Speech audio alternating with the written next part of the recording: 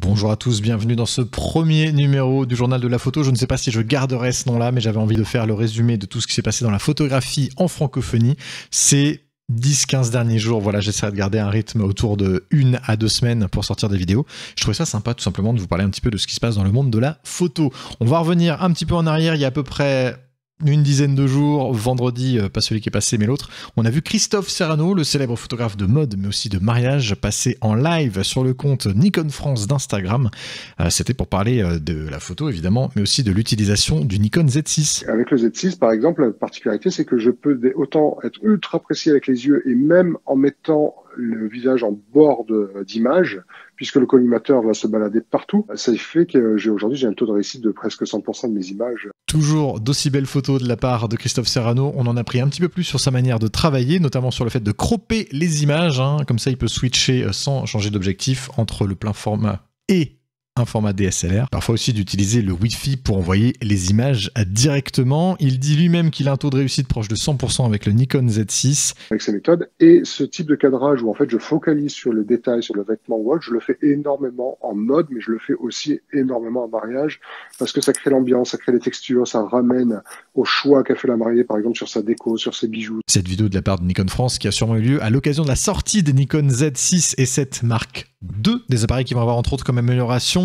le double slot pour les cartes mémoire qui était très demandé et attendu par pas mal de photographes, surtout ceux qui font du mariage. Nouvelle batterie 15% plus performante, processeur doublé, plus de rafale, buffer très amélioré et 4K possible en 60 images secondes. C'était pas le cas jusque-là. Ambre Renard, Rebecca Bagnol et Juliane Amieva ont aussi fait leur live pour parler photo. En fait, ouais, dès que j'ai des vêtements, je suis bloquée parce que on voit que mon visage pratiquement, je suis cachée sous une tonne de vêtements et j'y arrive plus en fait. Ah oui, tu disais que tu avais du mal avec les portraits, avec ton visage et tout, alors que par contre, le nu était beaucoup plus simple pour toi, quoi. Ce qui est ouf, c'est que dès qu'on me met mon visage en avant, mais que je suis nue, bah, de suite, j'accepte directement plus l'image, alors que dès que ça va être que zoomé dans ce qu'il fait lui, bah, j'arrive pas. Alors que sur les autres filles, je trouve ça super beau.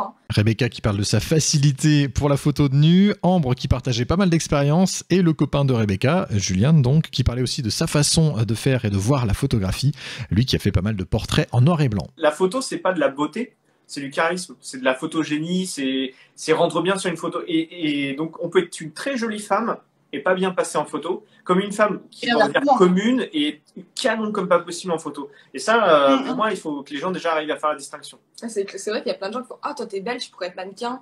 Ou toi, t'es moins belle, tu pourrais pas... Ah non, mais ça n'a rien à voir, en fait. Un autre photographe qui a partagé sa passion cette semaine en live, c'est Mike Niambo, connu aussi sous le nom de Eye Attraction sur Instagram.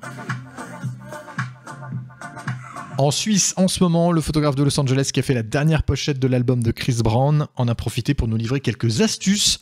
Il nous a montré un de ses panels Photoshop favoris qui lui facilite la vie et il a partagé avec nous une superbe retouche en live. En gros, ce panel, franchement, ils m'aident beaucoup. En fait, c'est comme des actions, quoi. Par exemple, si je veux faire Dodge and Burn, je clique par exemple sur Dodge ou Burn ou simplement sur ça et ça va me créer en gros déjà les trucs et après juste à appliquer ce que je veux appliquer, quoi. On reste dans le glamour avec une des danseuses du Crazy Horse, Tina, qui a répondu en live à quelques questions d'Olivier Benkemoun de CNews sur son métier de danseuse du Crazy Horse, mais aussi d'infirmière. Non, j'ai envie de refaire des formations pour qu'à terme, enfin des formations dans le milieu médical, pour qu'à terme je puisse avoir un cabinet où je pourrais regrouper plusieurs métiers différents, médical et paramédical. Mais j'ai pas envie de quitter le monde artistique tout de suite. Crazy Horse toujours avec la capitaine des danseuses Olivia Caprini qui a fait un live beaucoup plus récemment avec Inès Vandamme qu'on a vu notamment dans Danse avec les stars mais aussi sur des plateaux aux côtés de Shakira ou Alicia Keys. Elles ont notamment dit cette phrase. Ce que je ne voulais pas, c'est avoir de regrets. Et là je sais que j'en aurais pas parce que j'ai fait ce qu'il fallait. Et si ça marche, tant mieux. Si ça marche pas, c'est pas grave. Et qui ne tente rien n'a rien et il y a que celui qui fait rien qui se trompe pas. Voilà. Exactement. Ça me parle énormément, je voulais vous le partager. Elles ont parlé de leur parcours également, du fait qu'il fallait travailler pour réussir, se donner les moyens, ne rien lâcher pour Inès, et qu'une fois installé, il ne fallait pas hésiter à y aller au culot pour que d'autres portes s'ouvrent pour Olivia. Elles ont tout dit. Ce live avait aussi pour but de mettre en avant la cagnotte Help for Pets qui a pour but de récolter des dons afin de venir en aide à plusieurs refuges animaliers indépendants. Une belle initiative, Olivia fan d'animaux, Inès aussi, je vous laisse le lien dans la description si vous voulez y participer. Et pour terminer côté live, vendredi dernier c'était Mel Marie qui a été invitée par l'excellent Mathieu Bounty sur sa chaîne pour un petit live Instagram. Non, effectivement, j'ai invité Emel sur ma chaîne pour faire un live. On a parlé de tout, de rien, de photos évidemment, mais aussi de nos passions communes pour le jeu vidéo, entre autres. On a parlé d'énormément de choses, d'anecdotes également. Je vais vous mettre évidemment cette vidéo sur cette chaîne puisque je l'ai enregistrée. Je vais l'uploader très prochainement. Voilà, si vous voulez la revoir, si vous l'avez loupé. On a été très bavards. Comment ça me Avec un flou d'arrière-plan automatique. Non, franchement, je n'ai aucune connaissance. J'ai bossé ça un peu à un moment donné, je me suis dit pourquoi pas mettre une photo. Donc j'ai un appareil photo, un petit Panasonic. Côté Instagram, vous l'avez peut-être vu, ce message qui est passé dans plusieurs stories ce week-end. Alors, qu'en est-il réellement? Instagram va-t-il vraiment supprimer les comptes avec un peu trop de nudité? On peut en débattre ensemble là si vous voulez dans les commentaires. On en a parlé d'ailleurs avec plein de photographes dont Mathieu Sonnet. Est-ce que la solution c'est de refaire nos feeds, de faire un compte backup ou de migrer sur Patreon, Twitter, OnlyFans, Meet Your Model?